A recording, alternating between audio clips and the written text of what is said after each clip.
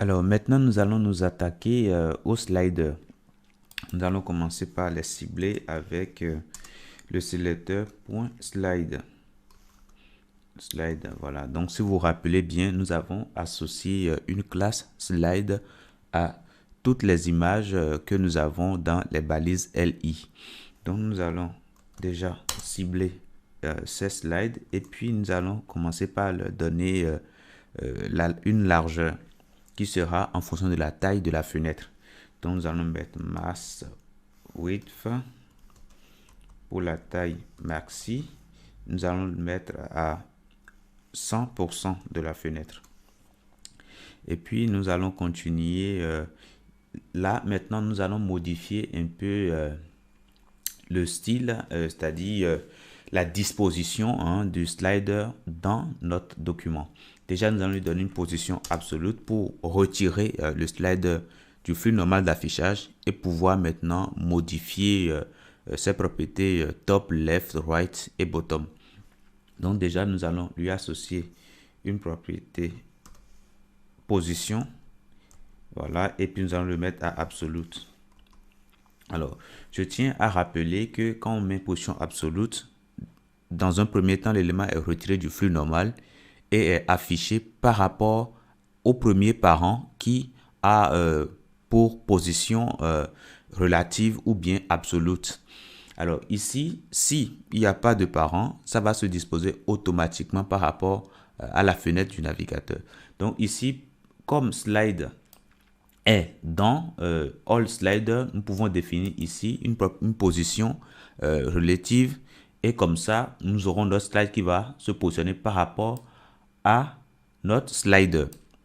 Donc déjà, nous allons continuer et y revenir après. Déjà, on peut jouer sur la marge ici. Donc en mettant left, nous pouvons le mettre à 0 pixels. Voilà, donc du coup, on ne voit plus la marge que nous avons ici à gauche. Alors, on peut aussi agir sur la marge à droite aussi en utilisant right. Et nous allons mettre aussi 0 pixels. Voilà. Donc, du coup, au fur et à mesure que l'écran va s'agrandir ou bien va se réduire en taille, vous allez voir que ça va s'ajuster automatiquement. Vous voyez, ça va s'ajuster automatiquement. Alors, une fois que cela c'est fait, maintenant, nous allons créer l'animation. Alors, déjà, nous allons déjà supprimer l'espace que nous avons ici en haut. Donc, déjà, on va mettre une position pour le slider. Position. Pour le slider, nous allons le mettre à relative. Voilà. Alors, une fois que c'est fait, maintenant, on peut modifier maintenant la disposition du slider en utilisant la propriété top, par exemple, ou bien bottom pour le pousser vers le haut. Donc, on va mettre bottom et puis nous allons le mettre à 60 pixels. Voilà, donc l'élément décale vers le haut. Vous voyez, maintenant on ne voit plus l'espace que nous avons là. Notez que sans cette propriété-ci, nous ne pouvons pas mettre ceci. Ceci ne pourra pas marcher. Alors si on enlève ici ou bien on met une erreur, vous allez voir que ceci n'a aucun effet. Vous voyez. Donc voilà. Alors une fois que ça c'est fait maintenant, alors qu'est-ce qu'on constate? On constate que nos sous-menus ne s'affichent plus. C'est tout à fait normal parce que l'image qui est ici, comme on a défini une position absolue, l'image est retirée du flux normal d'affichage. Donc ça veut dire que l'image est retirée, donc du coup l'image cache maintenant ce que nous avons ici comme sous-menu. Vous voyez. Alors pour afficher le sous-menu, nous allons venir directement sur la partie nav ici en haut, dans la partie menu ici, et nous allons définir une propriété z-index et nous allons le mettre à 1. Voilà, si ce n'est pas bon, nous allons le mettre à -1. Voilà. Donc, déjà, quand on vient, vous voyez, ça s'affiche bien. Attention, nous allons le mettre à 1. Voilà. Si on vient, voilà, ça s'affiche bien. Donc, voilà. Donc, voilà comment on peut afficher le sous-menu sur l'élément qui est en dessous. Alors, une fois que cela est fait maintenant, nous allons maintenant créer l'animation. L'animation, en fait, pour que les images puissent changer à intervalle de temps. Donc, nous allons commencer très vite par utiliser une propriété qui s'appelle animation, qui est un raccourci de plusieurs propriétés qui s'appelle animation un nom, par exemple, vous voyez. Donc, du coup, nous allons utiliser la propriété animation et nous allons lui donner plusieurs valeurs. Alors, nous allons le mettre dans slide parce que c'est les éléments slide, c'est-à-dire c'est les images que nous voulons animer. Donc, nous allons mettre la propriété animation. Et voilà, vous voyez, ça nous propose plusieurs types d'animation. Animation delay, animation direction, animation duration, ainsi de suite. Alors, donc, très vite, nous allons définir le nom de l'animation. Alors, le nom de l'animation, nous allons mettre slide. Voilà. Notez qu'on peut aussi avoir d'autres types d'animation. Alors, quand on met slide, effectivement, l'animation se fait horizontalement. Si on met peut-être bounce, par exemple, ça se fait verticalement. Si on met none, par exemple, il n'y a pas d'animation du tout. Alors, donc, du coup, nous allons mettre slide. Et après, nous allons définir la durée de notre animation. Alors, comme nous avons 5 images, nous allons peut-être dire que chaque image fera 5 secondes. Et donc, si chaque image fait 5 secondes et que nous en avons 5, alors nous aurons en tout une durée totale de 25 secondes. Donc, du coup, nous allons mettre alors la durée à 25 secondes. Voilà, une fois que ça c'est fait, maintenant, nous allons définir maintenant la manière dont, la vitesse avec laquelle l'animation va s'effectuer. Et donc, cette vitesse-là, ça peut être constante ou bien ça peut commencer doucement et finir avec une vitesse très élevée ou bien commencer avec une vitesse très élevée et finir avec une vitesse moins élevée. Alors déjà, si on utilise linéaire, par exemple, alors cette valeur-ci permet à notre animation de se dérouler à une vitesse constante. On peut aussi mettre la valeur is, voilà, is in ou bien is out. Voilà, is in, ça permet de commencer doucement et de finir rapidement. Et puis is out permet de commencer rapidement et de finir doucement. Alors, ce qui nous intéresse ici, c'est juste le fait de manière constante. Donc, on va mettre linéaire. Et après cela, maintenant, nous allons définir le nombre d'itérations, c'est-à-dire le nombre de fois qu'on va répéter l'animation. Alors ici, par exemple, on veut que l'animation se passe tout le temps. Vous voyez, tout le temps qu'on est sur notre page, il faut que ça se passe tout le temps. Donc, du coup, nous allons mettre infinite. Voilà, infinite, voilà. Et donc, du coup, ça va permettre à l'animation de se dérouler tout le temps. Alors, une fois que cela est fait, maintenant, nous allons maintenant associer un délai d'animation à chaque image. Nous avons donné une durée totale de 25 secondes, étant donné que nous avons 5 images. Donc, nous allons maintenant sélectionner chaque image en faisant point slide. Et puis, nous allons sélectionner le deuxième, puisqu'il faut noter que par défaut, c'est la première image qui est affichée. Et donc, nous voulons qu'au bout de 5 secondes, la deuxième image s'affiche. C'est ce que nous voulons faire. Donc, nous allons sélectionner l'image qui est à la position 2, par exemple, en faisant n child, et nous allons mettre 2, et comme ça nous sélectionne le slide qui est en position 2, vous voyez, voilà. Une fois que on vient de cibler l'image qui est en position 2, qu'est-ce que nous allons lui faire? Nous allons définir le délai de son animation. Donc, nous allons utiliser animation delay, vous voyez, et puis nous allons le mettre à 5 secondes.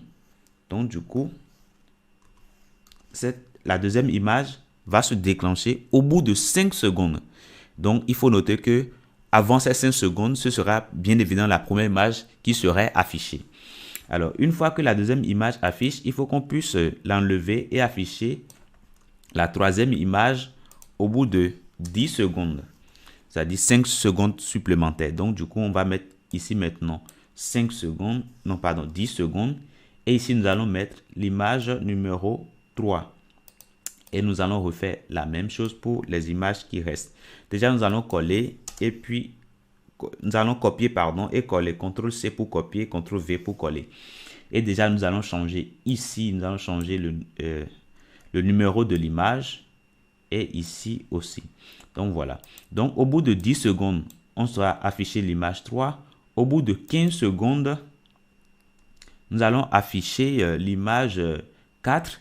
Et au bout de 20 secondes, c'est-à-dire 5 secondes supplémentaires, nous allons afficher l'image 5, vous voyez. Et donc, l'image 5 va rester jusqu'à 25 secondes.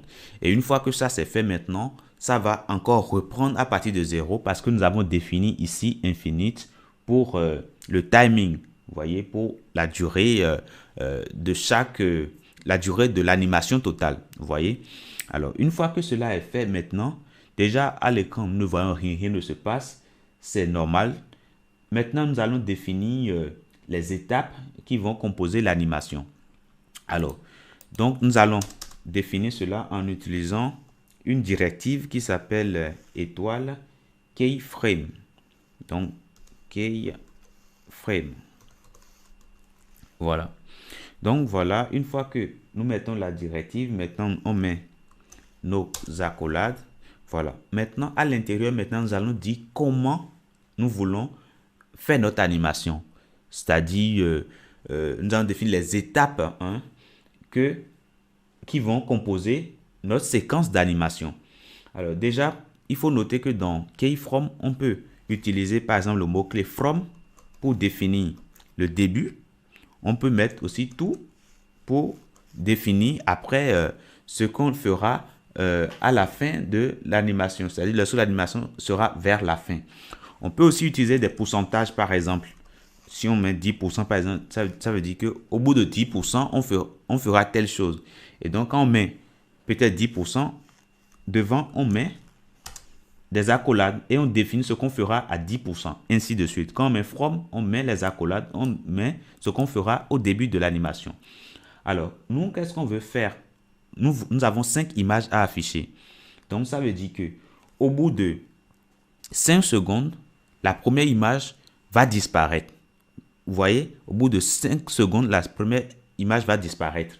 Et puis, il faut noter que 5 secondes sur 25 secondes, c'est à peu près un quart, vous voyez, ou bien un cinquième. Parce que si on prend 5 sur 25, ça fait 21 sur 5, vous voyez. Donc, ça fait 20% à peu près. Donc, au bout de 20% du délai total d'animation, enfin, du temps total d'animation, nous allons faire disparaître l'image, vous voyez. Et maintenant, après cela, nous allons afficher l'image 2 et au bout de 5 secondes supplémentaires, nous allons faire disparaître, vous voyez. Donc, du coup, nous allons commencer par définir les périodes de temps au bout desquelles nous allons faire disparaître l'image que nous aurons à l'écran ici. Alors, donc déjà, nous allons dire à 0% par exemple, nous n'aurons rien. Vous voyez? Donc, à 0%, nous n'aurons rien. Et puis, à 20%, c'est-à-dire 5 secondes après, voilà, nous allons encore faire disparaître l'image. Et puis, au bout de 40%, c'est-à-dire après 10 secondes, nous allons aussi faire disparaître l'image. Et nous ferons la même chose à 60%. Et puis, à 80%, nous allons mettre chaque fois des virgules à 80% et à 100% de l'animation. Donc, notez que 100% ici, c'est au bout de 25 secondes. Et puis 0% ici, c'est lorsqu'on commence, vous voyez. Alors, donc, du coup, nous allons définir l'opacité. L'opacité à 0. Voilà. Maintenant, après cela, maintenant, nous allons définir les cas où l'image va s'afficher. Donc, nous allons commencer à 5% et puis à 15%. Voilà. Et puis, nous allons définir maintenant l'opacité. L'opacité, nous allons le mettre à 1. Voilà. Alors, je vais réexpliquer une fois encore. C'est pas difficile. On a dit que keyframe permet de définir une directive. Et donc, après keyframe, on va mettre le nom de l'animation pour laquelle nous voulons définir les directives. Et le nom de l'animation ici, c'est slide. Vous voyez, donc nous allons mettre ici slide. Voilà. Et donc, à l'intérieur, nous allons définir le comportement, c'est-à-dire les étapes qui composent la séquence de l'animation que nous voulons définir. Alors, donc ici, par exemple, on veut que l'image, au bout de 5 secondes, disparaisse, c'est-à-dire l'image en cours disparaisse, qu'une nouvelle image s'affiche, au bout de 5 secondes supplémentaires, l'image disparaisse, ainsi de suite. Donc, du coup, on dira qu'à 0%, c'est-à-dire lorsqu'on commence, on ne voit rien. Et donc, du coup, quand on met 0%, on mettra ici comme opacité 0. L'opacité 0 fait disparaître l'image, vous voyez. Et donc, à 20%, qu'elles sont faites? À 20%, ça veut dire qu'au bout de 5 secondes, là aussi, on veut encore faire disparaître l'image qui sera en cours. Donc, du coup, l'opacité aussi sera à 0. Donc, du coup, nous allons recenser les pourcentages à partir desquels nous allons faire disparaître l'image en cours. Et une fois que c'est sélectionné, on met l'opacité à 0. Maintenant, nous allons sélectionner les pourcentages au bout desquels nous allons voir l'image. Et ici, c'est 5% et 15%. Et du coup, l'opacité ici, on le met à 1. Vous voyez, donc ça dit que au bout de 15%, au bout de 5 et 15%, l'image sera visible. Vous voyez? Et après, l'image sera invisible. Vous voyez? Donc, voilà comment nous faisons le slide. Alors, si on descend un peu en bas, vous allez voir que correctement, ça marche bien et que les images changent convenablement au bout de 5 secondes. Donc, voilà comment on réalise le slide. Nous allons continuer avec ce qu'il y a dessus, c'est-à-dire le titre et puis les boutons. Alors, donc, pour continuer,